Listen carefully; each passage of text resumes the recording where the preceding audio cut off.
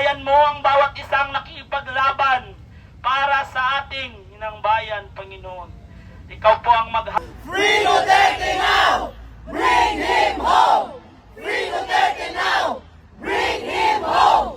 Free Duterte now! Bring him home! Free Duterte now! Bring him home!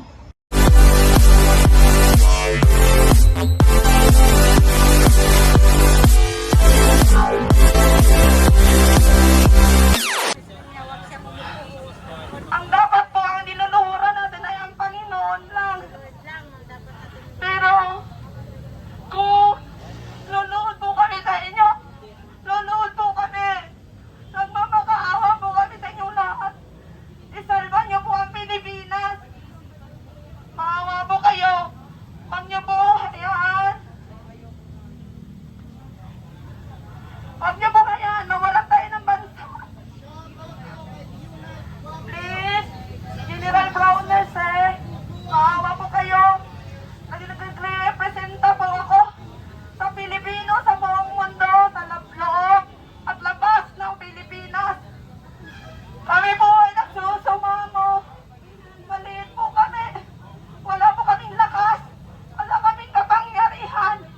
Pero ang sinasabi ng ating batas sa Constitution, the people have the sovereign. Saan? Saan? Saan ang kapangyarihan ng tao? Lalaban tayo! Marcos resign! Marcos resign! Marcos resign! Marcos resign! Marcos resign! Marcos resign! Marcos resign! Nauna! Hindi ka namin kailangan! Alis ka na dyan! Kawawa ang mga taong bayan! Resign! Resign ka na! Sir, Walang hiya ka! Sir Browner, sir, kayo po ang inintay ng taong bayan, sir. Tulungan niyo po ang Pilipinas. Huwag niyo po kami bababayaan. Ang ating mga retired general po, sa pamumuno po ni Major General Romy Oki, Colonel Segundo Mitral, General Kita, Captain Daleros, at maraming pa pong iba. Andito po kami. Nagmamakaawa kayo sa inyo, Sir Browner, sir. Tulungan niyo po ang Pilipinas. Hindi po namin ito kaya. Maawa po kayo. Tumulungan po kami sa inyo. Iniipit po namin dito. Maawa po kayo. Sabihin niyo, magdadrama, walang drama dito. Hindi po kayo pingi. Hindi kayo bobo. Ang tatatalino niyo po. Naghihiniran po kayo.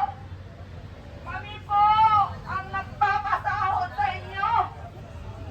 Nagpro-protesta po tayo. Hindi po tayo susuko. Sasabihin ko po sa inyo, ha. Ito po ay Liwasang Bonifacio. Ito po ay supposedly is a private part. Alam niyo po, ang CR po nila ang baho. Ang dumi. Ang dugyot. May bayad pa. Paano nangyari yun? Kasi sinasabi ko na po sa inyo, nandun pa ako sa labas ng mahigit 20 years. Ang CR po nila doon babango. Malinis. Pwede po kayong kumain. Doon mismo. Sa inidoro nila. Kasi sobrang linis. Libre po yun. Dito sa atin. Dugyot. Madumi. Tao. Kailangan ko pa. Dahil ano po yung sikmura ko masilan. Hindi ko po yung kaya. Kailangan ko po mag-check-in. Para doon ako mag-CR. Pero, tulog ko dito. Kasi babaliktad yung sikmura ko eh. Ibig ko sabihin is, bakit? Bakit hindi man na kayo makagawa ng CR na malinis? Para sa Pilipino? Ba, ano po yan? Hygiene po yan eh. 10 piso pa singil. Ang sama ng loob ko. Mga Pilipino, ito po ay public place. Dapat malinis ang CR. Sige, gusto nyo magpabayad? Sige, magbayad. Walang problema, nagbabayad ang Pilipino. Lahat naman eh, nagbabayad naman kami. Wala naman talang libre.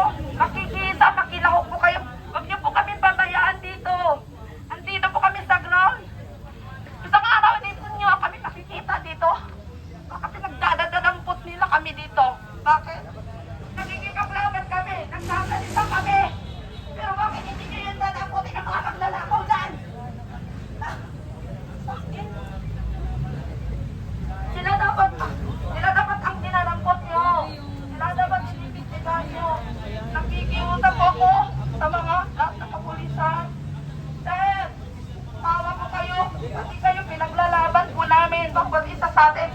Dahil bawat isa sa atin ay ninanakawan po nila. Paano nila naisip nyo? Nakawin ng lahat ng pera ng taong bayan. 3 taon po sila sa serbisyo. Wala silang magtanong proyekto para sa mamamayan. Ang pinaka ginagawa niya sa 3 taon na yun, puro pagnanakaw. Inubos na po nila pera ng bayan. Kaya mga po kayo, tulungan niyo po kami. Ito po, nag-a-assemble po kami dito. Huwag niyo po kami i-disperse. Bakit? Hindi naman po kami nanggugulo eh. Kita mo, wala kaming gulong ginawa. Nagsasalita po kami dahil ayaw namin sa pamamalakad. Kami po ang nagluklok sa inyo dyan. Kung saan mga posisyon kayo yan. Lahat ng kinakain nyo, sinusubo nyo. Ang sarap-sarap. Hindi kami. Gusto ko pong mag-speech kasi may nalaman po ako today na pinapalis tayo dito. Unang-una, taxes natin to ang itinayo sa Liwasang Bonifacio. Karapatan natin gamitin dahil ito ay pampublikong lugar. Hindi natin kailangan ng permiso para manatili dito dahil pag-aari ito ng publiko.